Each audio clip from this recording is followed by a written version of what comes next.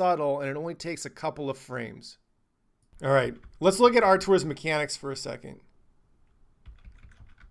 You're going to see him create torque right here.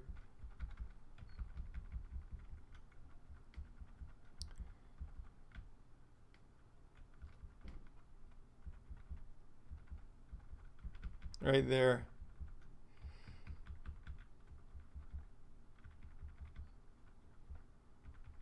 See that hip movement? How that hip movement starts before just a tenth of a second before his arm starts moving. So he's creating torque right there and now accelerating. His hip is done moving there and his arm is still going.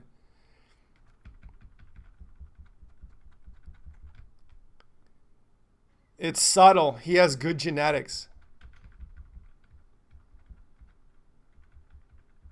Subtle movement of the hip and everything follows. Here's another example of Beterbiev creating torque. So look at him rotate his, keep a look at his belt, keep an eye on his belt line. See that move? And it's powering his upper body and powering his punch. And how his weight has gone to his lead foot. It didn't really land that well. Yeah, a little bit. But you can see what I'm talking about, right? Right there. Right there. 2 frames. Here's an example of Bivol throwing a hook again in his jumping style, which has no power on it, and you can see the arm moving in lockstep with the hip, not creating acceleration or torque. Look at that hip moving with the arm. It's like the Tim Bradley hook. It's moving in lockstep. And he's also bringing his heel up. And it barely moves Artur.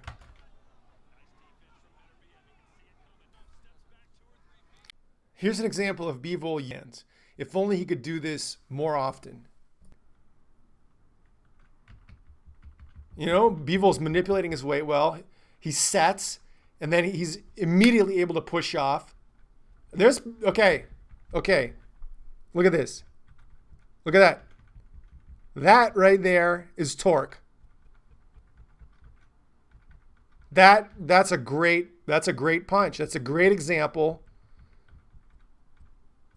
Right there. You see that? Look at his belt line.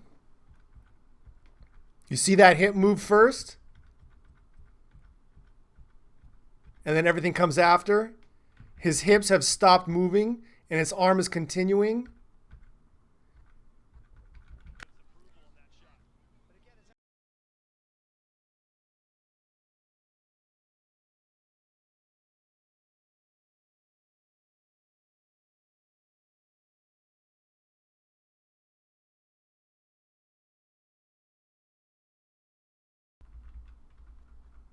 His hip is moving. I mean, yeah, it stops here, but there's nothing behind that punch.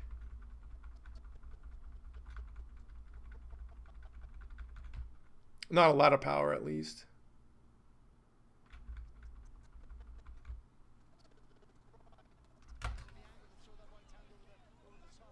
Here's a great example of really weak right hand from Bivol.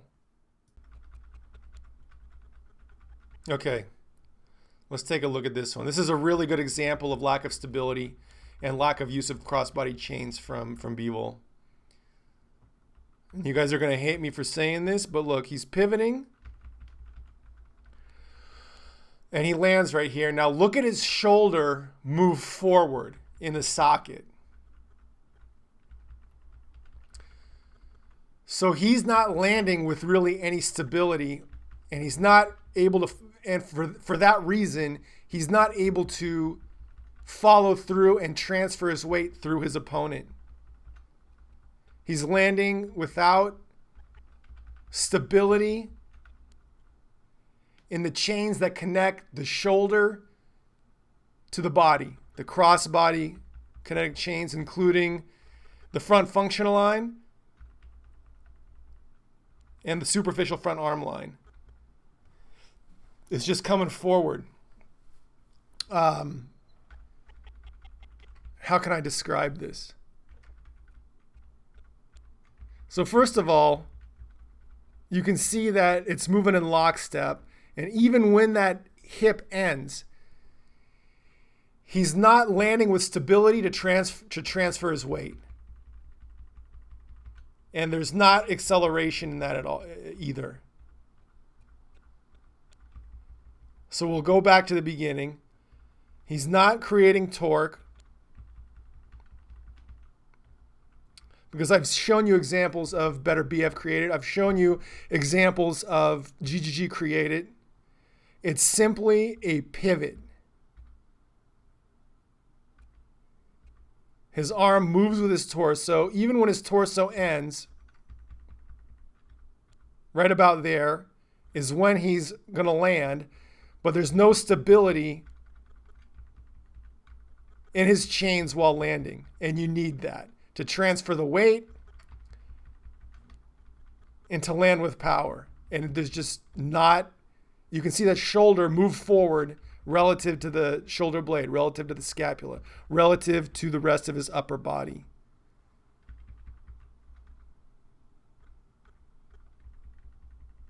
He's just landing with a loose shoulder with no stability.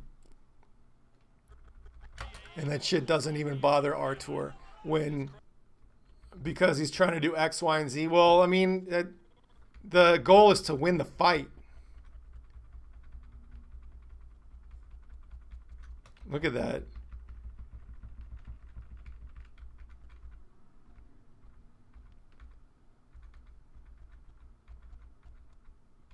Okay. All right, there's the torque. It's a little later than usual. Let's watch it from the beginning. Beterbiev has a really low center of gravity. He's able to manipulate his weight very well.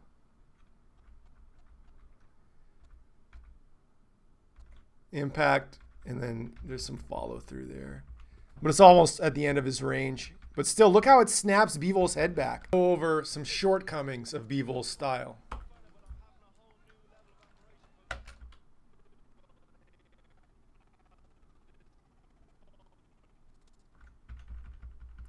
You can see he's not creating torque. He kind of creates like a jump forward. So he's got some weight of his upper body behind that.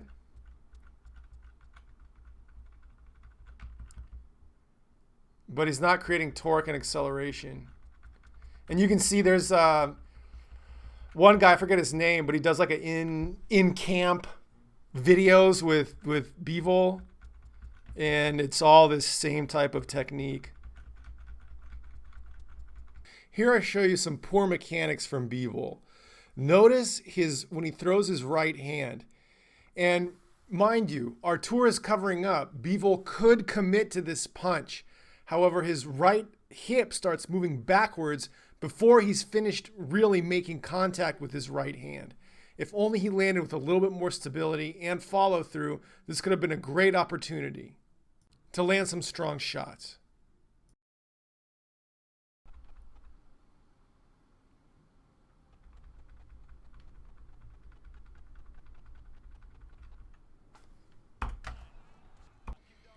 So that's the fight. I think ultimately, if Bivol had a little bit better mechanics, was using his kinetic chains, creating torque a little bit better, I think he would have won the fight. I think that was the difference. I like Bivol. I think his skill is excellent. He's got a lot of experience.